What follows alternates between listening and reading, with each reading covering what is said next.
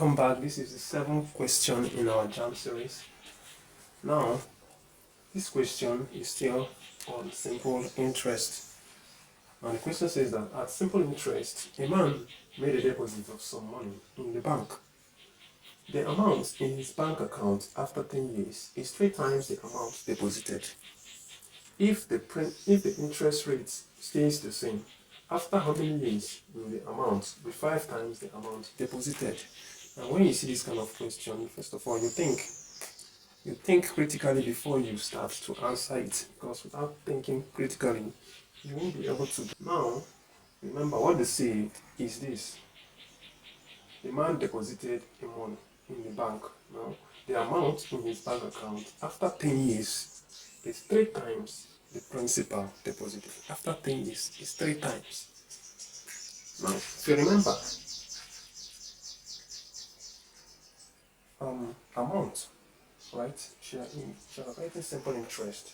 Amount is equal to simple interest plus the what? The principal, right? That's the principal plus the simple interest, right? Now they say that the amount in his bank account after 10 years is 3 times the money deposited. That means it is 3 times the principal. Since the amount is 3 times the principal, instead of writing this amount here, this area of the 3 times the principal, that is 3p. So I'll write 3p.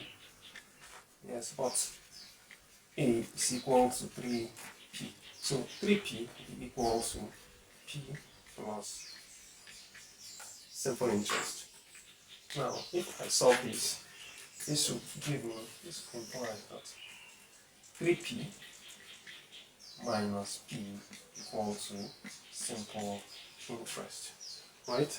Minus p will give me simple interest will now be equal to 3 minus 3p minus p is 2p. So this is 2p. Now using because they told us after 3, that means they gave us time. They gave us time. So after 10 years, let's find the simple interest after 10 years. Now, simple interest, the formula to find simple interest is equal to principal times rate times time over 100, right? Now we were given the what? The rate, the time, which is 10, and then simple interest is 2p. So instead of putting simple interest here, I'll put 2p. This will be 2p equal to, we have the principal times the rate times what? 10 all over 100. Now before I continue, I will apply cancellation. That is, I'll cancel this 0 here, I'll cancel one of the 0 here. So what we have left here is 1. So this will be equal to what we have here is 1. So the next thing to do is you divide both sides by p. Divide this side and divide this side by p. Now when you divide this side by p and divide this side by p, these two p's will be cancelled. So what you have left is 2 equal to what is left here? R multiplied by 1 is r. So r divided by 10. Right? Now from here now what you're going to get as rate will be equal to 10 times 20. 10 times 2, which is 20%. So from here now we're gotten the rate.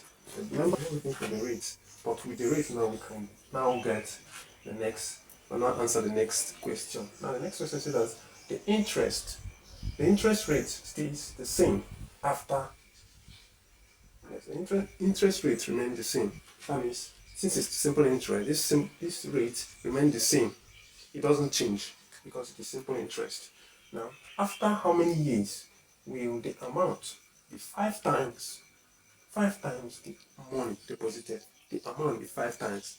Now, we still use this style again. You see, A is equal to P plus simple interest, right? Now they say that the amount will be 5 times the money deposited. That means 5p, right? So this implies that instead of putting amount, I'll put 5p equal to p plus simple interest. Now, to get simple interest, this p will come this side to become 5p minus p equal to s simple interest, right? Now, 5p minus p gave me 4p. So this implies that simple interest is equal to 4p, right? Then I'll then use the formula of getting simple interest to find how many years it will amount, because that's what you're looking for. The time, that's what you're looking for here now. Then we use this formula, the simple interest formula. Simple interest equals to PRT over 100. Now remember that simple interest here is 4p. It is 4p. So this implies that 4p is equal to principal. What is principal? What is the principal? It was not given. So we have p times the rate is 20%. Remember, it doesn't change. So it is 20 times the time. That's what we're looking for. Over 100. Now, before I continue, then let's do some cancellation before we continue. So this is 0, cancel this 0, right? Then 2 divided by 2 is 1. Then 10 divided by 2 is what? 5. Isn't it? Right. So what we have left is 4p is equal to p times t over 5, because here is 1, right?